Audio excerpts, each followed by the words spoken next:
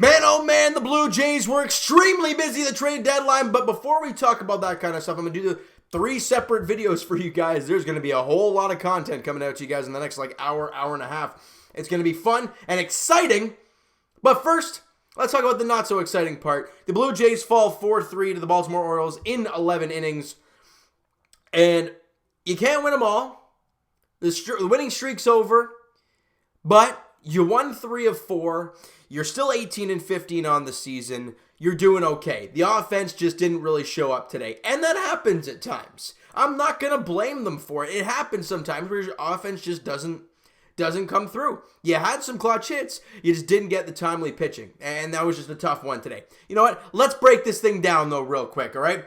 Jose Iglesias, it's an RBI single off of Chase Anderson to start the ball game in the first inning, to give the O's a 1-0 lead. Then the bottom of the 5th inning, the Blue Jays have had no offense to this point. Joe Panik doubles. Now you get second and third now. I don't know who was on third. Jansen walked, right, and then Joe Panik doubled. And then Biggio grounds out to second base. Oh, hold on a second, that's an error. Both runs come in to score, and the Blue Jays lead it 2-1. Now I got to talk to you about something, and I want to hear your guys' take about this. I understand Charlie Montoyo does not want to see guys going through third times through the order. I get that. I do.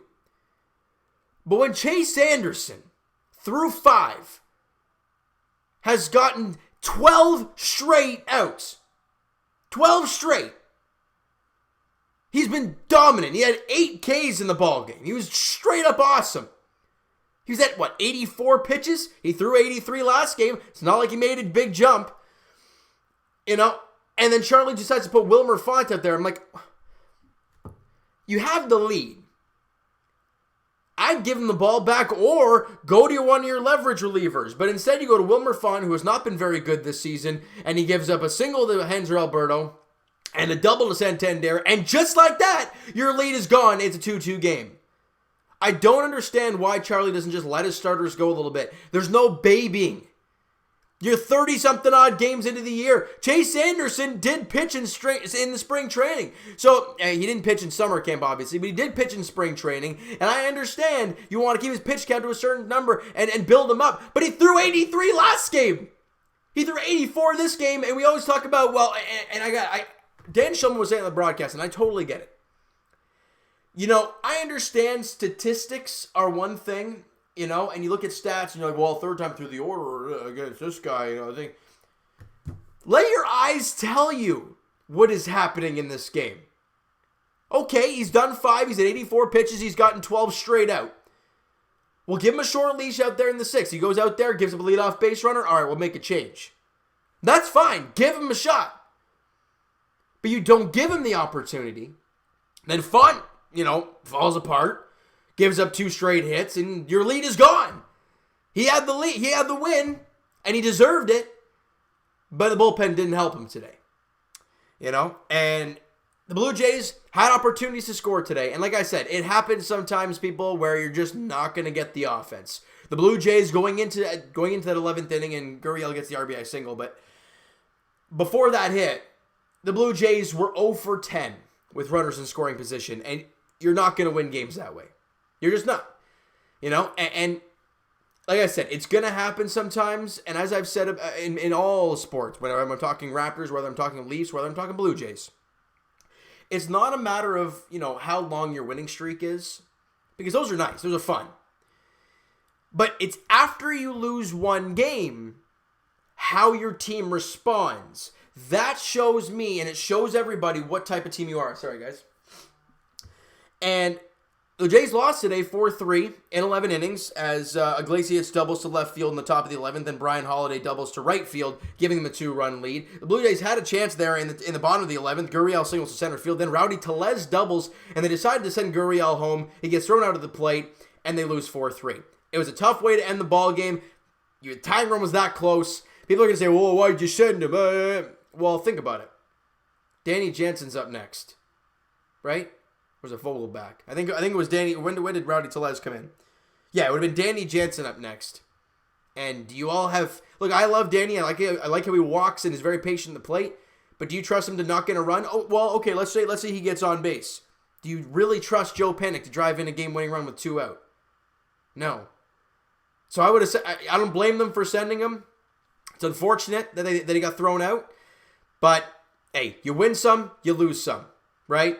And the Blue Jays did a great job at the trade deadline. They did a fantastic job. They won 3 of 4 against the Baltimore Orioles. You're 18-15. You're in a playoff spot. Detroit, are they playing today? They are not playing today. They are 500. But again, they were selling guys. I don't know if they made any trades throughout the day. I could be totally wrong. Did they? Cubs acquire Maben from the Tigers for a prospect. So they're selling. The Tigers are selling. So, yes, they're 500 right now, but do you expect that to stay that way? Probably not. And for the Blue Jays, they were buying. The Blue Jays are the only team that were buying, because you look at the teams below them, the Tigers, the Orioles, the Mariners, the Royals, the Rangers, the Red Sox, and the Angels, they were all sellers. Now, the teams above them, the Astros, the Twins, I don't even know if these guys did. I don't think they even did anything.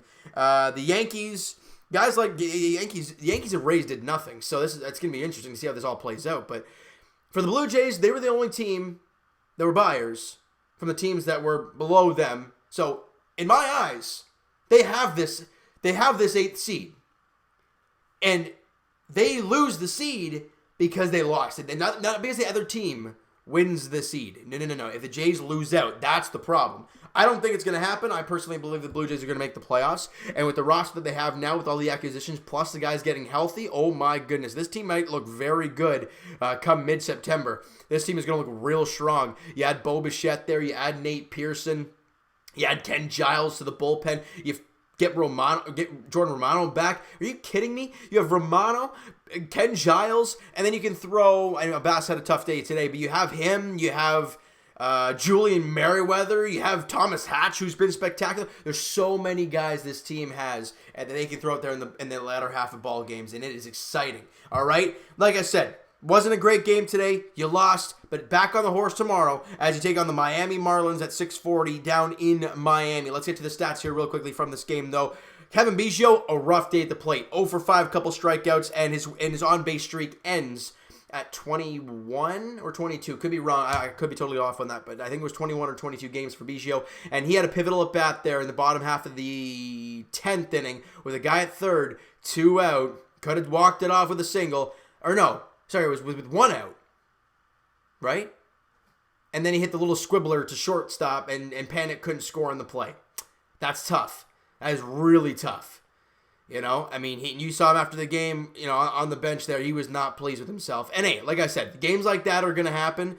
You know, Grichuk was 0 for 4 in the ball game with a walk. I mean, when your top 3 guys combined for 0 for 14, you're not going to win many ball games that way. Vladdy was 0 for 5 in the game with 3 strikeouts, and not his prettiest performance. But again, they're going to have those type of games. I hate to say it to you guys. 1 for 5 for Teoscar Hernandez. It was double down the right field line. Lourdes Gurriel Jr. had a great night at the plate. He was 3 for 5 with an RBI. Good to see for him. And he stole a base and got thrown out. It was a very nice stolen base that he did have in this one. Vogelback got his first start as a Blue Jay. Walked once, and that was about it. He struck out and was 0 for 3. Rowdy Tellez went 1 for 1, had that double there, and unfortunately Gurriel got thrown out at the plate to end the ball game. Jansen 0 for 2, he did walk twice and came around to score. Joe Panik went 2 for 4 with a run scored in the game. Espinal 0 for 3 with a couple strikeouts, and then Travis Shaw came in for 1 at bat, and he got out. And pitching-wise, like I said, Chase Anderson was fantastic. 5 innings, 3 hits. Like I said, 3 hits, and 2 of them were in the first inning. Charlie, why'd you take him out? 1 run, no walks, and 8 strikeouts. And you take him out after 5 of 84 pitches. I don't get it. Wilmer Font went out there, like I said, 1 inning, 2 hits, 1 run, gave up that lead. And then Ryan Brucke went out there, and he's been having some tough times lately. He went a third of an inning, gave up 2 hits. It was 2 hard hit singles, and got a strikeout, but that was it. And then Thomas Hatch went out there, and this guy is something else.